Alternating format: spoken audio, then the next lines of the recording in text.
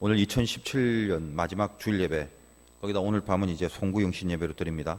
한 해의 마지막 예배와 2018년에 첫 번째 드리는 예배 12시 지나서까지 드릴 거니까 그 예배를 오늘 하루에 드릴 수 있는 귀한 시간이 됐다라고 생각을 해요. 그래서 날짜가 참 좋다라고 그렇게 의미 부여를 해봅니다. 이 마지막과 시작이 교차되는 시점에서 여기까지 온 나 자신, 그리고 이제 앞으로 살게 될 나를, 이 두 가지를 놓고 묵상할 때 나의 나 된 것이 하나님의 은혜다라고 고백하는 이 사도 바울의 고백과 성경의 선포가 참 귀하다라고 생각을 합니다. 고린도전서 이 15장은 부활장이라고 해서 아주 유명해요. 지금까지 사도 바울은 고린도 교회의 어떤 문제에 대하여 그 문제를 질문화한 것에 대한 대답을 서신의 형식으로 써내려간 것이 이 고린도전서였는데, 이 부활장은 어떤 질문이 있었든지 없었든지는 구체적으로 나와 있지는 않지만 이 한 장 전체를 통해서 사도 바울이 지금까지 고린도 교회의 문제를 지적하는 것과 연결하여 특별히 부활이라는 것에 대한 어떤 강력한 주장을 신학적으로 그렇게 저들에게 전해주는 그런 내용을 품고 있습니다. 굉장히 중요한데, 바울이 부활에 대해서 어떻게 생각하는지는 고린도전서 15장을 읽으면 거기 다 나와 있죠. 그래서 바울이 내가 나 된 것이 하나님의 은혜라고 말할 때 그 은혜라는 것을 광범위한 부분에서 접근을 하기보다는 이 15장에 국한돼서 은혜의 핵심이 십자가와 부활이라고 설명을 해 나가고 있는데, 십자가와 부활은 복음의 핵심이죠. 내가 복음을 믿는다는 것은 그리스도의 십자가와 부활 사건을 믿는다는 것과 같은 말이고, 특별히 그 중에 이 부활에 대한 믿음으로 인하여 사도 바울은 내가 나의 나됨이 하나님의 은혜다라고 설명을 하고 있다는 것을 주의할 필요가 있습니다.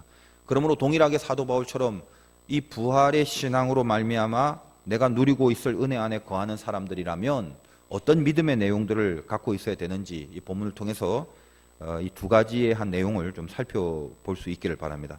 첫째는 죄를 딛고 다시 살아나는 믿음을 가져라는 거예요. 인간이 죄를 짓는데 이 죄를 짓는 것뿐만 아니라 죄를 감추는 능력을 같이 갖고 있어요. 인간이 자기 죄를 감추는 능력이 뭐냐라고 했을 때 한마디로 자존심입니다. 사람에게 있는 자존심은 교묘하게 자기의 죄를 감출 수 있는 능력으로 발휘됩니다. 이 자존심이 뭐냐? 국어사전의 의미를 지금 말하는 게 아니라 영적인 차원에서 생각해 본다면 그 어떤 것이라도 나 위에 두지 않는 거, 이게 자존심입니다. 그게 맞냐 틀리냐는 중요한 게 아니에요. 그 어떤 것이라도 내 위에 두지 않는 거란 말이죠. 하와가 인류 최초의 범죄를 합니다. 선악과를 먹으면 하나님을 그 위에 두지 않아도 된다는 마음을 품게 되었어요. 마귀 때문에. 그 알량한 자존심 때문에. 그래서 죄를 저질러 버립니다. 선악과를 먹기 전까지는 하나님이 보시기에 좋은 것이 선이었고, 하나님이 보시기에 좋은 것이 선이라는 것에 동의하고 항복하고 그것을 인정하는 기쁨 속에 살아갈 수 있었습니다. 그러나 선악과를 보는 순간, 악한 마귀의 시험이 오는 순간, 이 선악과를 먹으면 내가 보기에도 좋은 것이 선이 될 수 있다는 거죠. 이 말은 하나님의 판단과 평가가 내 위에 있지 않게 된다는 것입니다. 그 생각을 하는 순간 죄와 연결되게 되는 거죠. 그리고 이 자존심이라는 것은 내가 저지른 죄에 대하여 가책을 느끼거나 그것을 하나님 앞에 어떤 고백하는 신실한 회개의 자리까지도 가지 못하게 만듭니다. 어떻게든 내 죄를 감추고 숨기려는 능력으로 나의 자존심은 나를 정당화하고 합리화하고 핑계하고 변명하게끔 나를 이끌어 간다는 것이죠. 우리가 인간 세상을 살아가면서도 사람들끼리 갈등도 많이 벌어지고 싸움과 다툼 그런 것들이 흔히들 보여지게 됩니다. 사람끼리 모인다는 것은 그 모임 속에서 어떤 일의 옳고 그름을 가리기 위해서 때로는 대화도 하고 때로는 회의도 하고 또 때로는 의견을 나눕니다. 처음에는 옳고 그름을 가리기 위한 시작에서 출발하지만 이것이 갈등과 분열로 벌어지는 그 과정을 유심히 살펴보면 결국엔 나중엔 어떻게 되냐면 자존심의 충돌로밖에 드러나지 않습니다. 대부분이 그렇단 말이에요. 처음에는 맞고 틀리냐를 심도 있게 분석하고 그것을 감각하는 의식들이 살아있다가 내 위에 그 어떤 것이 올라가는 것을 허용하지 않고자 하는 심리 기제만이 나중엔 강하게 남아버립니다. 모든 다툼과 갈등과 싸움은 바로 여기서부터 다 비롯되는 거란 말이죠. 그래서 교인들끼리도 마찬가지고 여러분들이 저 세상에 나가서 이 험악한 세상 삶 속에 사람들 사이의 갈등과 분열과 싸움들을 가만히 보면요, 어떤 갈등이 생기게 되든지 간에 즉각적으로 그것은 울화, 분통으로 늘 드러나게 돼 있다는 거예요. 그래서 이 성경에 등장하는 하나님의 사람들을 제가 유심히 보니까 특별한 어떤 재능이 있어서 하나님이 앞에 인정받고 쓰임받는 사람들이 된 것보다는 가만히 이렇게 살펴본즉 참 별거 아닌 것 같고 어렵지 않은 것 같은데, 그런데도 하나님을 경외하지 않는 사람들은 참 하기 어려운 어떤 내면의 작업들을 계속적으로 하고 있던 사람들이었습니다. 그것만 보면 어려운 게 아니고, 그것만 보면 그렇게 복잡하지 않아요. 아주 쉽게 할 수 있을 것 같아요. 그런데 하나님을 경외하지 않는 사람들은 절대로 못할 것 같은 어떤 그 내면의 내용이 있더라는 것입니다. 그게 뭐냐? 간단해요. 어떤 문제나 갈등과 벽에 봉착했을 때, 선택의 기로에 섰을 때 항상 하나님 앞에 쓰임받는 사람의 특징이 뭐냐? 주님, 어떻게 하면 됩니까? 이거예요. 주님, 무엇을 원하십니까? 하나님이 여기서 원하시는 게 뭔가라는 이 찰나의 의식을 속에서부터 꺼트리지 않았다는 것입니다. 대표적으로 모세 한번 보세요. 모세에 대한 평가는 하나님과 대면한 사람이다라고 돼 있죠. 대면이라는 게 뭐예요? 하나님하고 토론하려고 앞에서 그냥 이렇게 같이 서 있는 그런 것이 대면의 의미가 아니라 찾아가 뵙는 거란 말이죠. 왜 찾아봬요? 이 모세 같은 사람이 얼마나 힘들었겠습니까? 허구한 날 백성들의 불신앙을 봅니다. 받은 은혜에 비례하는 반응이 나타나야 되는데 은혜는 정말 흘러넘치게 받아놓고 하는 반응이라는 것은 전부 다 죄밖에 없었죠. 모세가 바라볼 때 얼마나 속이 끓었겠어요. 그럴 때마다 어떻게 합니까? 대면, 또 하나님 앞에 갑니다.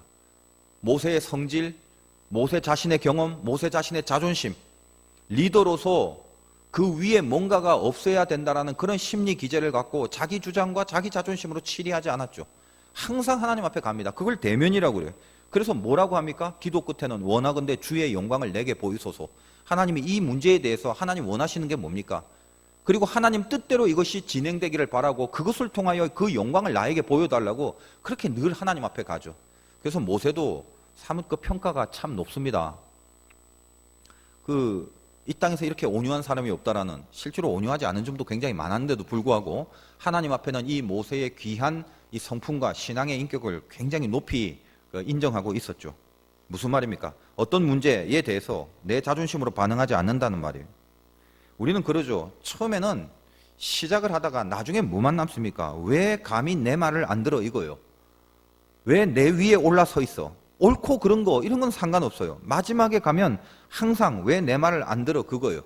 주님을 대면하지 않습니다. 주님 어떻게 하나요? 주님 원하는 게 뭔가요? 이 세심한 작업을 속에서 잊지 않는 것을 영성이라고 하지, 그 외에 다른 것으로 우리가 갖고 있는 영성을 증명하거나 밝힐 수 있는 내용은 없습니다. 자존심이 강력했을 여러분의 과거를 한번 생각해 보십시오.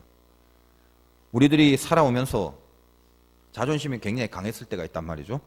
하나님의 통치를 염두에 두지 않았을 때, 그때 가만히 추억을 해보면 여지없이 그때는 우리는 죄의 자리에 있었습니다. 예수 믿기 전에 지은 죄들이야 어쩔 수 없겠지만 예수 믿고 나서도 아니 어떻게 이럴 수 있단 말인가 싶은 그런 죄들을 버젓이 저지르고 있었던 우리들의 과거들이 있었단 말이에요. 그 당시에 가만히 추억을 해보면 이미 그 죄를 짓고 있던 그 당시에는 자기 위에 하나님은 이미 버려버린 상태였지 않았겠습니까? 왜 이런 말씀을 드리죠? 우리의 출발이 거기에서였다는 거예요. 나의 나됨이 은혜라는 말 속에 포함된 개념이 어떤 겁니까?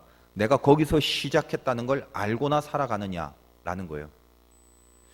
올 한 해가 다가는 이 마지막 주일에 우리가 이렇게 편안한 모습으로 그리고 사뭇 거룩한 얼굴을 하면서 이 자리에 지금 앉아있는 지금의 나의 나 된 것, 어떻게 보면 무지하게 자연스럽고 당연한 것 같죠.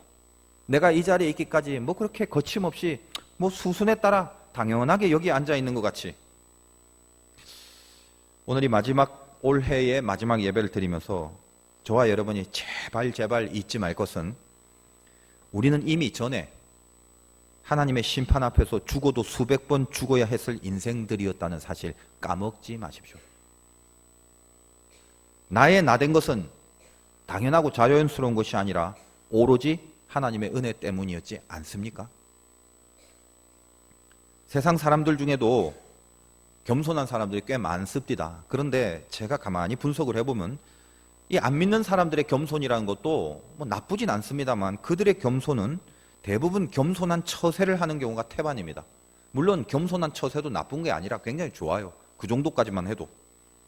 근데 인간이라는 것은 타고난 죄성 때문에 절대로 본성적으로 겸손할 수가 없어요. 마귀는 교만이라는 무기를 갖고 있습니다. 그래서 어떤 사람에게 죄를 지어서 하나님과 멀리할 때는 무조건 교만부터 집어넣어요. 이 교만이 자존심과 밀접하게 연결된 개념이라서 그렇죠. 그러므로 하나님과 멀어진 사람들의 본성 속에는 절대로 겸손이라는 게 본능적으로 있지 않습니다. 다만 처세를 할 수는 있겠죠. 그러나 예수 믿는 우리들은 어때요? 교만하지 말고 겸손해야 된다. 이건 다 아는데 우리는 처세로서의 겸손을 요구받지 않습니다. 그 정도 차원이 아니에요. 겸손한 척하는 차원에서 살아가야 될 수준의 사람이 아니라 진짜로 겸손한 사람이 돼야 되는 거예요. 사도 바울이 오늘 본문 8절에 보니까 맨 나중에 만삭되지 못하여 난 자 같은 내게도 보셨다. 부활하신 주님이 만삭되지 못한 나에게도 보였다고 그럽니다. 만삭되지 못했다는 것이 사도 바울이 진짜 무슨 8개월 만에 태어나고 이런 것을 의미하는 것이 아니라 자기 자신에 대한 정체를 이제 채우지 못하고 태어났다. 다시 말하여 모자란다는 거예요. 아주 부족한 부분이 태생적으로 있다는 고백을 하는 것입니다. 그리고 뭐라고 합니까? 9절에 나는 사도 중에 가장 작은 자라 나는 하나님의 교회를 박해하였으므로 사도라 칭함받기를 감당하지 못할 자니라. 실제적인 실적으로 따지면 바울과 같은 사역을 했던 사도가 어디 있습니까?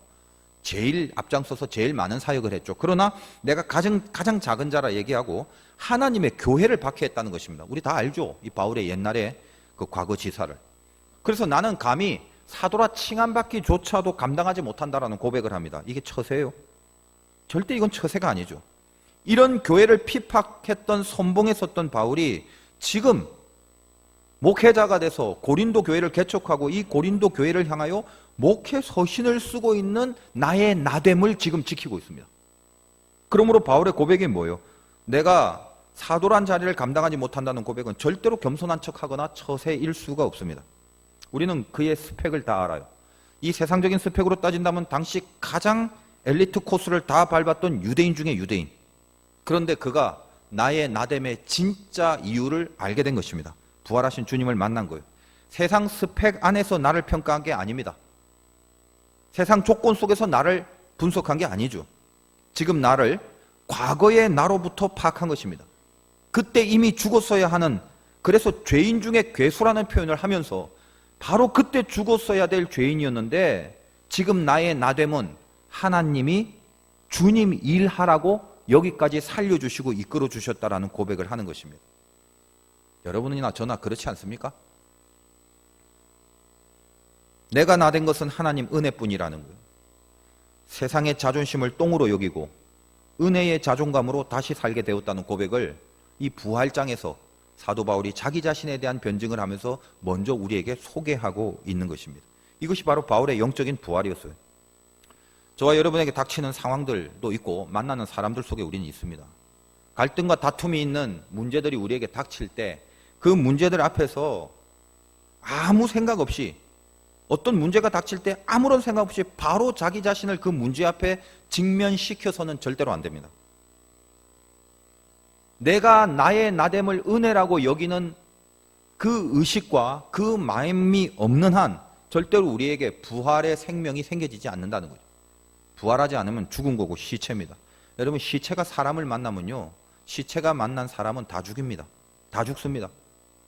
시체가 어떤 상황 속에 들어가면 그 상황은 전부 무덤이 되는 거예요. 생명으로 살아나는 사람이 있느냐, 시체처럼 죽은 사람이 있느냐에 따라 판도가 바뀌어버려요. 우리 모두는 다시 살아난 생명으로 사람을 만나야 되고 다시 살아난 생명으로 그 상황과 환경 속에 들어가야 돼요. 시체가 돼서 만나서는 안 됩니다. 생명으로 들어가야 되고 생명으로 들어가야 다 살아날 수 있는 역사를 보게 되는 것입니다. 그러므로 내가 생명의 자리로 다시 살아나는 사람으로 그 문제 앞에 대면하기 위하여 필요한 것이 뭐다? 잠시 뒤로 갔다 오세요.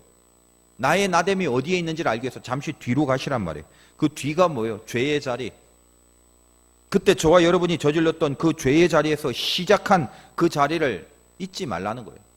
거기서부터 내가 여기까지 왔구나, 거기서 다시 여기까지 하나님의 은혜 가운데 왔구나라는 걸 결단코 잊지 말고 그걸 확인하고 다시 오라는 것입니다. 만삭되기 전으로 돌아가세요. 그리하여 거기서 다시 출발하고 거기서 다시 사는 생명이 돼서 내 문제 앞에 한번 서보세요. 제가 이렇게 말은 길게 했지만 영적인 세계의 시간 개념은 파장이 찰납니다. 무지 빨라요. 내가 지금의 문제 앞에 바로 서기 전에 만삭되기 전으로 돌아가서 나의 나됨이 어디인가를 깨달아 알아 느끼는 과정이 말은 길었지 내 영적인 세계 속에서는 0.00001초도 안 걸려요. 금방 할 수 있어요. 눈 깜빡할 새 이미 나의 나됨이 은혜라는 것을 고백하는 생명으로 다시 그 문제 앞에 설 수가 있다는 것입니다. 연말 연시에 해결해야 될 일들, 또 새해에 새로 세워야 될 일들, 그냥 날짜의 개념상으로라도 그래야만 될 어떤 조급함이 우리 마음속에 있을 수 있습니다. 하나님, 이 일은 어떻게 돼야 되나요? 그 문제를 어떻게 헤쳐나가야 되나요? 또 어떤 새로운 계획을 세워야 되나요? 그럴 때 무턱대고 그 문제 앞에 나를 직면시키지 말라는 거예요. 나의 나됨부터 추적해야 됩니다. 여러분 다 어디서 왔습니까? 죄에서부터 왔어요. 잊지 마십시오. 죄에서부터 온 사람들이기 때문에 지금 서 있는 이 자리는 은혜 없이는 설 수 없는 자리에 내가 있습니다. 그리고 나서 내가 당면한 문제를 바라보세요. 그때 하나님이 바라시는 해법, 하나님이 나에게 요구하시는 선택들, 그것이 선명하게 주께로부터 우리에게 오는 경험을 하게 된다는 것입니다. 십자가 다음에 부활이 있듯이, 죽고 나서 다시 살아나는 것이 있듯이, 죄가 있는 곳에 은혜가 더하는 것처럼 내가 내 죄를 딛지 않으면 절대로 다시 살아나는 강력한 이 하나님의 부활의 영성과 능력은 생겨질 수 없습니다. 죄를 딛으란 말이에요. 딛고 살아나는 거, 이 딛는다는 게 도약이란 말인데, 뜀틀에서는 이렇게 달려오다가 도약대를 확 딛고 뛰는 거죠. 이 도약대가 없으면 날아오를 수 없는 것입니다. 다시 살아나는 힘은 나의 죄라는 발판을 힘껏 딛지 않으면 안 되는 거죠. 그 문제 앞에 염치 없이 바로 서지 마십시오. 그 상황 앞에 내 자존심으로 대면하지 마십시오. 저와 여러분이 어떤 사람입니까? 죄를 일단 밟아야 될 사람이에요. 이 도약을 위해서는 내 죄를 밟아버리고 튕겨 올라가야 되는 거죠. 부활신앙이 그거라는 거예요. 어떤 상황에 던져지고 어떤 사람들 사이에 있든지 간에 내가 나된 것이 하나님의 은혜라는 걸 그 순간의 심각에 기억하고 가슴속에 꽉 품고 있게 되면 그때 내가 만나는 환경, 그때 내가 대처하는 사람 속에 내가 어떤 사람으로 서 있어야 되는가를 분명히 성령께서 말씀을 하실 것입니다. 오늘 연말에 복잡한 일이 많은 분이 있을 것 같아요. 그러나 잊지 마십시오. 나의 나됨이 주의 은혜 때문이다. 거기서부터 시작하십시오.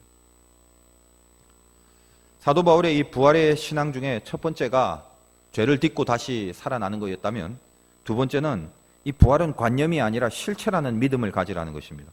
고린도 교회 당시는 헬라 시대의 정신이 깃들여져 갖고 교인들 중에는 어떤 불신앙이 있었냐면, 교인들 중에, 교회 다니는 사람들 중에 불신앙이 있었는데, 본문 12절에, 오늘 본문은 아닙니다만 12절 보면, 그리스도께서 죽은 자 가운데서 다시 살아나셨다 전파되었거늘 너희 중에서 어떤 사람들은 어찌하여 죽은 자 가운데서 부활이 없다 하느냐.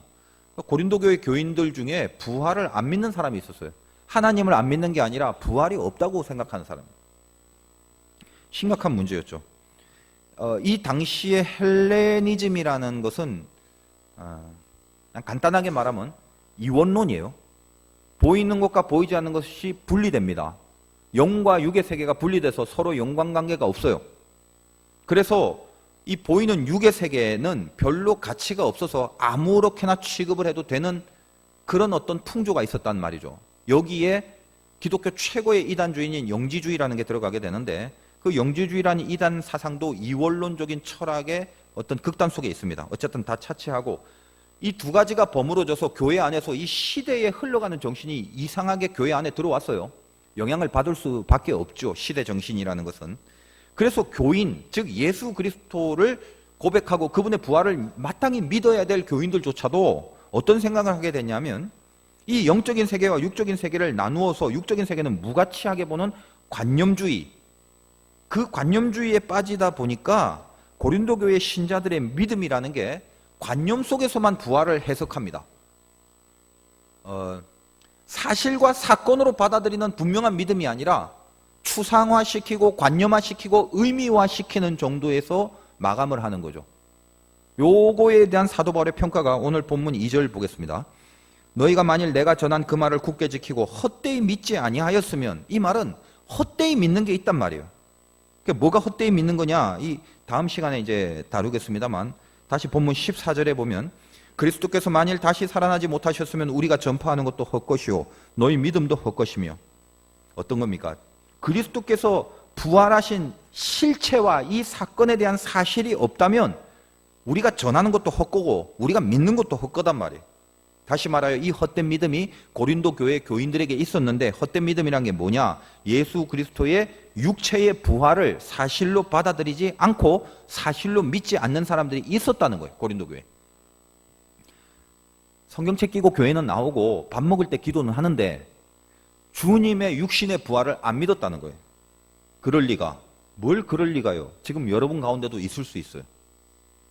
신자들 중에 나름 이성적이고 논리적이라고 스스로 생각하는 자칭 똑똑이들에겐 이 자유주의 신학의 잘못된 영향을 은연중에 받고 있는 사람들이 꽤 있습니다. 다시 말해서 성경을 사실로 받아들이기보다는 신화화시키는 거죠. 그러니까 나름대로 여기 있는 사건들이 일어난 사실이 아닐지라도 뭔가 의미는 있다, 교훈을 받을 만한 의미는 있으니까 그냥 사실이 기든 아니든 그걸 믿고 안 믿는 게 중요한 게 아니라 요 안에 있는 어떤 의미만 축출해서 성경의 내용으로 교훈만 받으면 되지 않겠냐라는 사상입니다. 굉장히 고상하게 은근히 보이죠.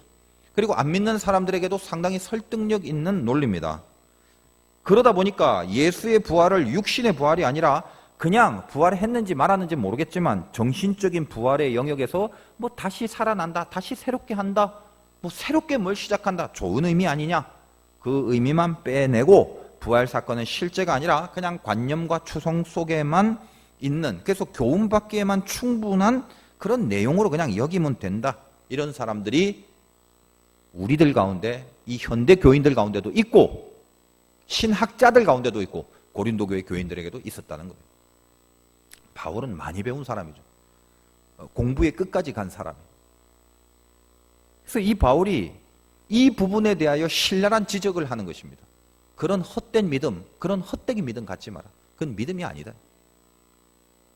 그리고 그렇게 생각하는 사람은 성경 읽을 필요가 없죠.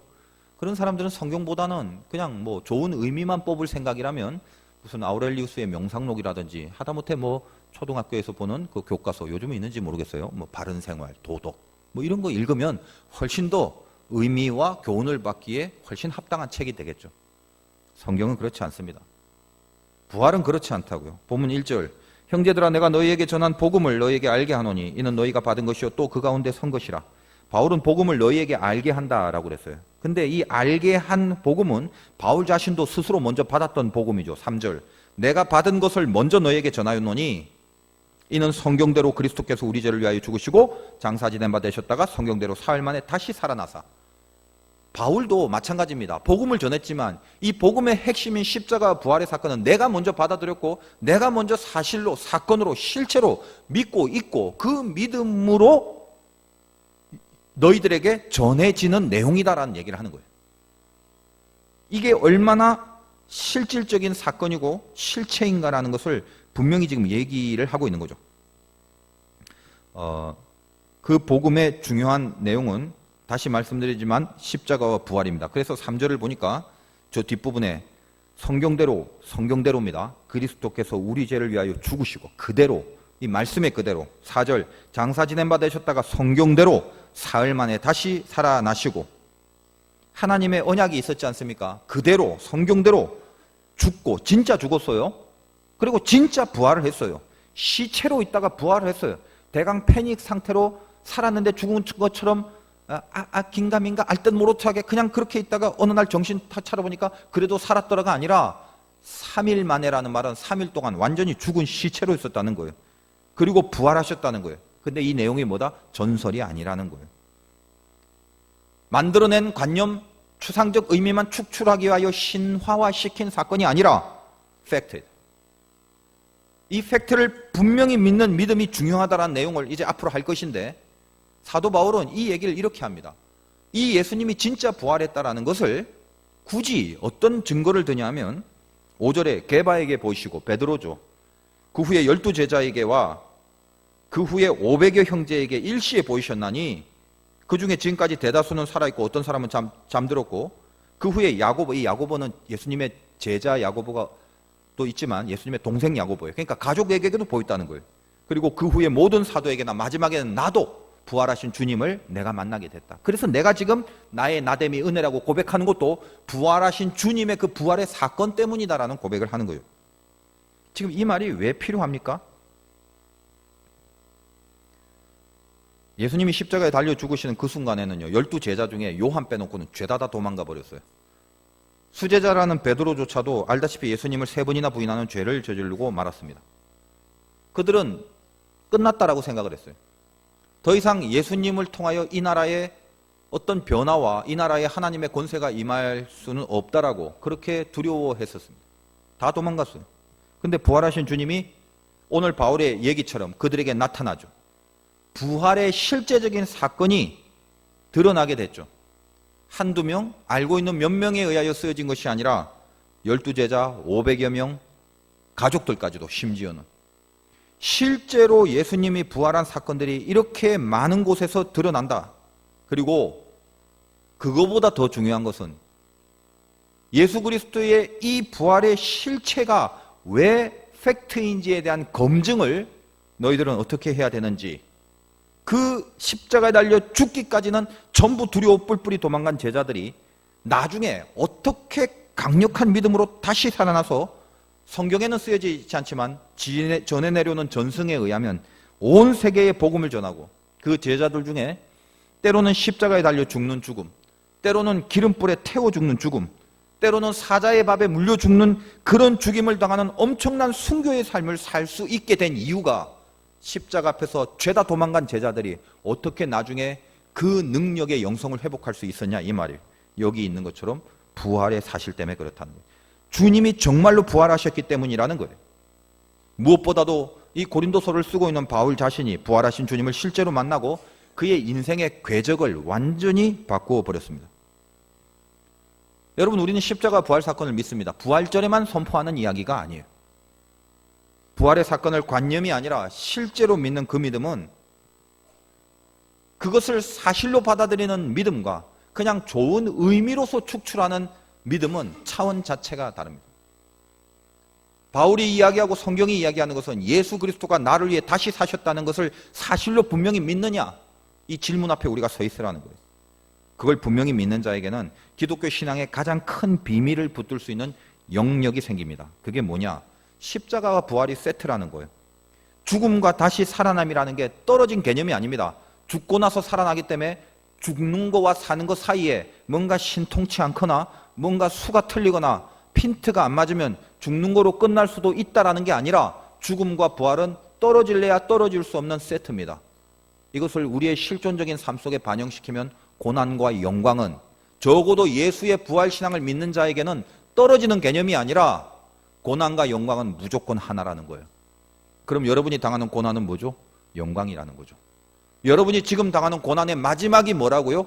영광으로 드러나는 거죠. 이게 신자의 운명임을 분명히 믿는 거, 이게 부활신앙이에요. 예수님이 진짜 살아나셨다는 걸 분명히 믿는 사람, 그 사실을 마음속으로 받아들이는 사람이 다시 살아난 주님처럼 우리 인생 속에 고난과 아픔과 죽음의 사건이 그 다음 좋은 곳으로 신통치 않으면 연결 안 될 수도 있다라는 불안함으로 우리 마음을 장악하는 것이 아니라 무조건 죽음에서 다시 사신 주님을 사실로서 믿는 순간 운명 자체가 무조건 그 주님을 따라가는, 다시 말하여 죽음에서 다시 부활로, 고난에서 다시 영광으로 바뀌어질 수밖에 없는 하나님의 절대적 인도하심 속에 무조건 거하게 된다는 거예요. 이 신념이 속에서 사라지지 않는다는 것입니다. 지금 죽을 것 같은 사람이 있을 거예요. 그 죽을 것 같은 고난, 이 고난의 끝도 역시 고난이다라고 생각을 안 하게 되는 것입니다. 우리가 왜 생각에서 미스를 합니까? 인도하심과 하나님에 대한 의식은 없고 지금 현장 속에 던져진 나의 처지를 통해서 미래를 분석하기 때문에 내 처지는 백날 백번 분석해봤자 미래는 절망이에요. 세상 속에 던져진 우리의 운명이라는 건 절대로 소망이 없습니다. 그런데도 불구하고 우리는 아직도 수십 년 예수를 믿고 이 한 해의 마지막 날 예배의 자리에 왔다 할지라도 내 운명, 내 인생을 판독하는 렌즈가 지금 내 경험과 내 지능과 내 경험으로 오늘 나의 죽을 것 같은 환경을 분석하는 것을 통하여서만 미래의 소망을 가지려고 하기 때문에 그렇다는 거죠. 이 중에 미래 소망인 사람이 뭐 얼마나 됩니까? 하나님은 우리에게 말씀하십니다. 지금이 너의 미래를 결정하는 것이 아니라 부활이 너의 미래다는 거예요. 다 살아난다는 거예요. 다시 살아나게 돼 있는, 다시 살아나게끔 이끄시는 하나님의 인도하심에 붙들리는 그게 우리의 미래라고 그렇게 이야기를 하고 계십니다. 좋은 의미다라고 제발 생각하지 마십시오. 이건 좋은 의미가 아니라 팩트란 말이에요. 사실입니다. 여러분의 운명에 대한 사실. 몇 번이나 말씀드리죠. 알고 가시라고요. 지금 아프더라도 알고 아프시란 말이에요. 모르고 아프면요, 아프다가 주저앉아 버려요. 모르고 아프면요, 조금만 아픈데도 자폭해 버려요. 반창고 하나만 붙여도 될 일을 배를 가르고 수술을 하게 됩니다. 알고 아프시란 말이에요. 다시 말하면 우리가 당면하고 우리가 당하는 모든 죽을 것 같은 현상들은 다시 살아나는 목적을 이루기 위해 가동되는 것에 불과합니다. 이것이 십자가 부활신앙. 하나로 묶여진 그 길과 그 운명을 가게끔 우리에게 약속하신 하나님의 인도하심이 다시 여러분이 지금 당면하는 죽을 것 같은 현상들은 다시 살아나는 목적을 이루기 위하여 가동되는 것들에 불과하다. 잊지 마십시오. 그냥 뭐 죽다 다시 살아나는 걸 믿는 게 정신건강에 더 좋은 거라서 그런 말씀 하시는 거 아닌가요? 이런 불신앙의 모습 보이지 마세요. 예수 안에서 다시 살아날 운명은 그걸 믿으면 정신건강에 좋아서 믿는 게 아니에요. 그런 관념론이 아니에요. 그런 의미론이 아닙니다. 자체가 팩트예요. 그게 실체란 말이에요. 그 얘기 계속하는 거예요. 지금 바울이.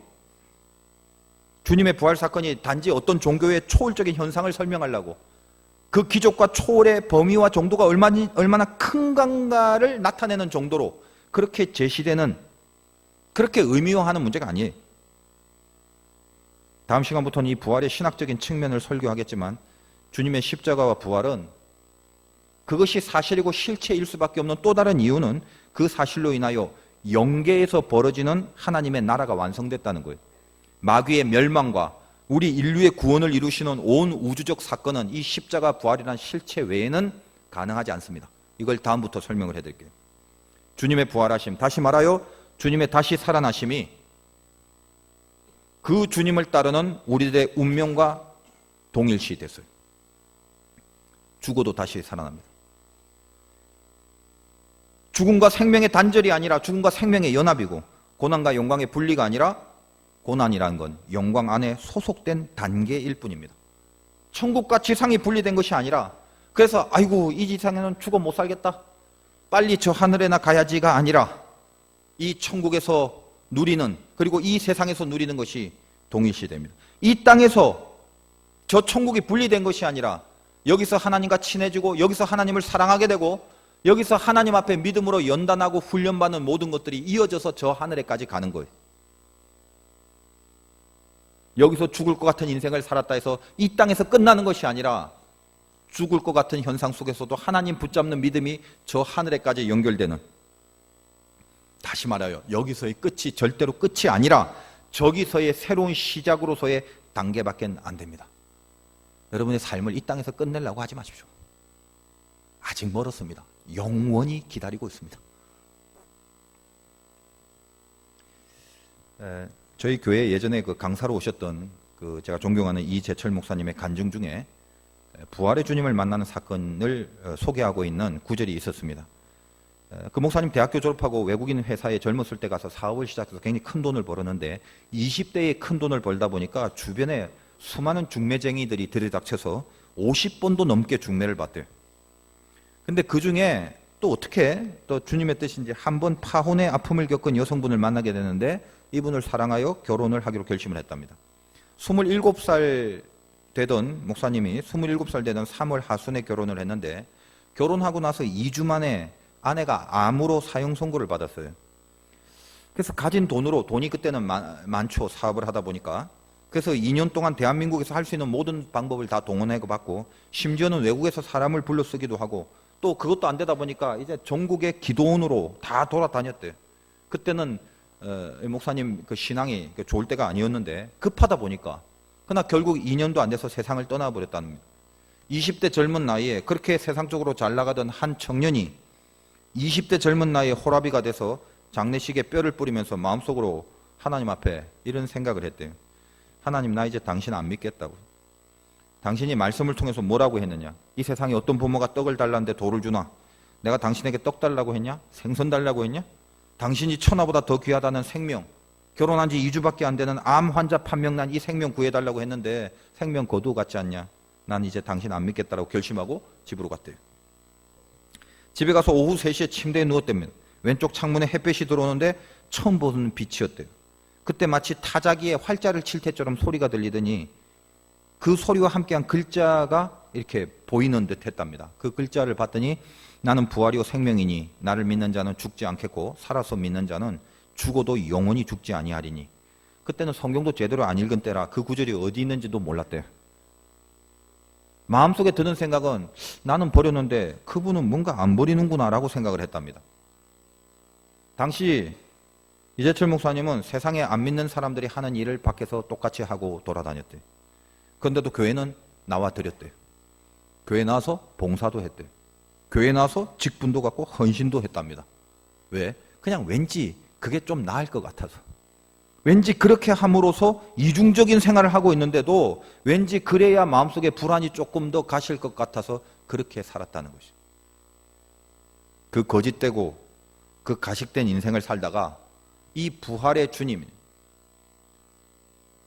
지금의 죽음과 지금의 고통과 지금의 사망이 그걸로 끝이 아니다라는, 그래서 그때는 이해가 안 되고 그때는 어떻게 풀려지고 어떻게 미래가 전개될는지 전혀 예상을 못했지만 난데없이 하나님은 이재철 목사님을 그 부활의 사건과 그 부활의 말씀을 줌으로 목회자의 길로 끌고 가셨습니다. 그때는 끝이라고 생각했지만 상상하지도 못하는 새로운 시작의 서막이었죠. 우리 인생이 그렇습니다. 좋은 것을 구하고 내가 바라는 것을 하나님 앞에 요구하지만 하나님의 생각은 늘 내 좋은 곳 위에 있어요. 가장 좋은 곳으로 나를 이끌도록 나를 계산해 주시고 나를 이끌어 주시고 손 붙잡고 계신다는 거예요. 다시 살아날 수, 언제든지 다시 살아날 수 있고 우리는 다시 살아나도록 주님께서 허락하시고 약속하십니다. 이것이 우리의 부활의 믿음이에요. 끝이라고 생각하십니까? 힘들다고 생각하십니까? 그래서 믿음으로 산다는 게 승산 없어 보이죠. 이 문제에 대하여 불같은 기도로 풀어갈 것 같은 의욕이 마음속에서 싹 가실 때가 있습니다. 왜? 아직도 부활의 신앙이 없기 때문에 그래요. 아직도 내 운명이 하나님과 함께 하나님으로 인하여 다시 살아난다라는 신념이 내 속에서 없다 보니까 이 문제는 절대로 기도할 문제라고 생각이 안 됩니다. 믿음으로 반응해서 풀려질 것 같지 않다는 의심이 내 속에 가득합니다. 그러면서 몸뚱아리는 여전히 교회 안에 있습니다. 시체와 같죠. 연말이에요. 계획할 거 많죠? 구상할 거 많죠? 저와 여러분 같이 생각해 보시기 바랍니다. 성령은 생각나게 하십니다. 부활의 주님이 우리에게 보내주신 성령, 그 삼위일체 하나님의 한 위격이신 성령님은 성부와 성자와 함께 우리 안에 생각을 주십니다. 이제 이후로 여러분 속에 이거 어떻게 하지가 아니라 성령을 생각하십시오. 하나님은 참 신비해요. 생각만 해도 신비한 일이 벌어집니다. 발악을 안 하고 그것을 향하여 눈물과 땀과 피를 쏟기도 전에 생각만 했는데도 역사를 하세요. 그게 주님이세요. 여러분이 예배 가운데 주님을 생각하게 하고 이 자리에 앉으면서 성령을 의식하게 하는 것이 찰나라도 있다면 하나님은 여러분을 움직이신단 말이에요. 그게 신비예요. 제가 이 교회 오기 전에 어떤 교회에서 부목사를 했는데 부목사를 하다 보니까 이제 뒤에서 누가 왔나, 혹시 뭐 곤란한 사람이 있는가, 새로운 사람이 있는가 예의 주시하고 예배 드릴 때 뒤에 이렇게 다니죠. 근데 못 보던 분이 한 분 왔는데 예배 10분 전부터 뒤에 앉아갖고 계속 기침을 합니다. 보니까 문제가 될 것 같아요. 쉬지 않고 기침을 해요. 그래서 제가 잠깐 가서 혹시 어디서 오셨나요? 그랬더니 친척집을 방문해서, 멀리 성남에서 친척집을 방문해서 예배를 드려야 되는데 가까운 교회 예배에 나왔다는 거예요. 그래서 뜨거운 물 좀 드릴까요? 그랬더니 아니라고. 제가 천식이 있어갖고 조금 공기가 이렇게 뭐 바뀌어지고 이러면 계속 기침이 나오는데 좀 있다가 혹시 이게 자꾸 계속되면 그냥 제가 조용히 뒤에 제일 뒤에 앉았더라고. 나갈 거라고 그렇게 이야기를 하더라고. 갑자기 이제 뒤에서 그 얘기를 듣는데 마음속에서 깊은 감동이 일어나더라고요. 뭐 기침하는 사람이 한두 명입니까? 근데 하나님이 이렇게 생각나게 해주실 때가 있어요. 그 문제에 대해서 이렇게 기도의 감동을 확 줄 때가 있단 말이죠. 그리고 당시에는 제가 이제 신분이 이제 부목사인지라 예배 전체에 지장이 있으면 안 되기 때문에 바짝 긴장하고 있는 상태였고, 그래서 진행 중에 뒤에서 소리가 크면 안 되기 때문에 늘 이렇게 불안한 마음으로 이렇게 바라보는데 예배가 시작되기 바로 직전에 제 마음속에 기도해주라. 그래서 이제 여기 나오세요 하고 이렇게 안수하고 기도할 부목사의 위치에서 그러긴 좀 애매하니까 제가 그분 뒤에 이렇게 서서, 지금도 참 생각나요. 벌써 뭐 한 10년 전 일인데 깊은 기도를 했습니다. 손을 이렇게 올리고, 하나님 제발 이 예배 가운데 저분이 기침 멈추게 해주세요. 그래서 저분이 이 자리에서 예배의 영광을 보게 좀 해주세요.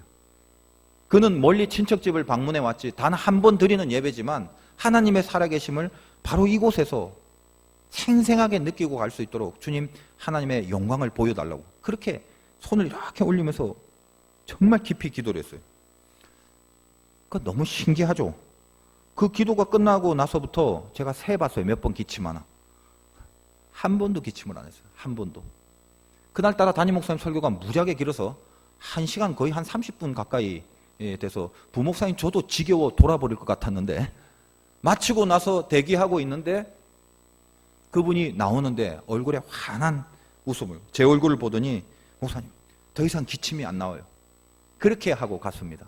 지금은 그 얼굴만 기억나지 그분의 이름이 뭔지 뭐 어디 사는지는 몰라요.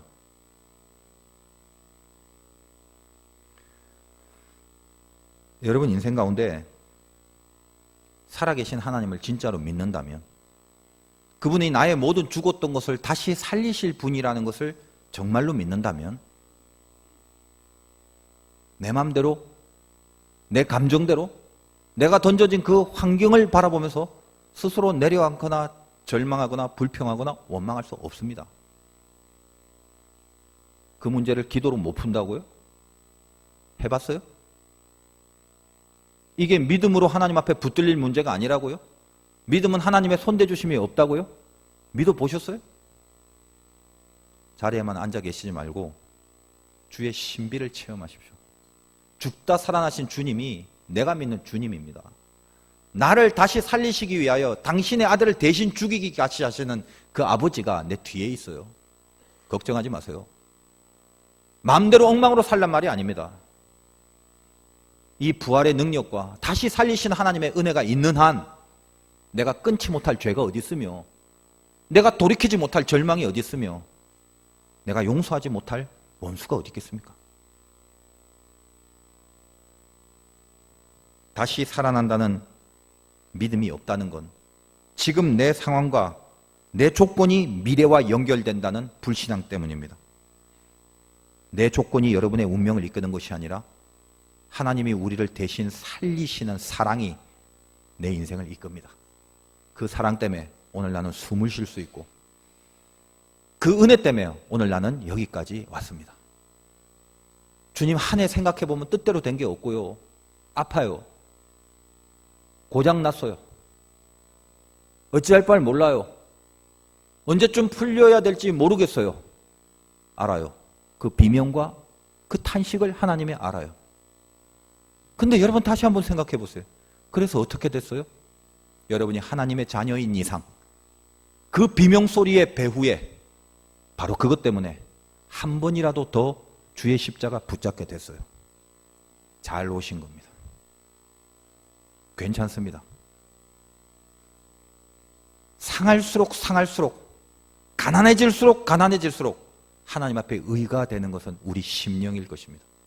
세상에 하나님 한 분만 믿어야 되고 그분을 의지하는 것으로 내 운명을 풀어가야 된다는 그 믿음이 아팠지만 올 한 해에 여러분 가슴속에 맺혀진 결론이라면 하나님은 영광을 받으실 것입니다.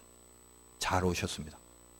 힘내시고 다시 살아나는 하나님의 약속에 붙들리는 은혜가 있으시길 주님의 이름으로 축원드립니다.